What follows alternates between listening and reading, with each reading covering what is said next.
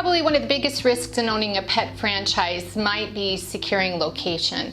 And this would primarily be dependent on whether or not you're going to have live animals on the premises. Many of the cities may mandate a conditional use permit in order for you to keep animals overnight. So this would be in the case of a doggy daycare or a boarding facility where you might actually have animals sleeping there all night long. So that would really be one of the biggest risks that you might have to mitigate, is working through the city requirements as you're selecting a location.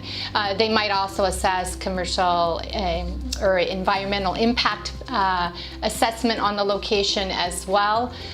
Those would probably be one of the biggest risks. A good way to try to mitigate the risk and ensure that you're going to be able to get a conditional use permit would be to talk to the franchisor, find out about the territory mapping and the locations where they've already assessed that you can put a viable franchise, such as a doggy daycare and boarding facility, and also go to the city first to find out what their policies and procedures are for boarding animals overnight. When you have a pet franchise, whether or not it's retail, you're selling food, you're selling services to animals such as grooming, or you're having animals stay in your care, there are definitely some risks concerning the health and well-being of the animals, whether or not it's a food that we've seen many recalls of late in the news.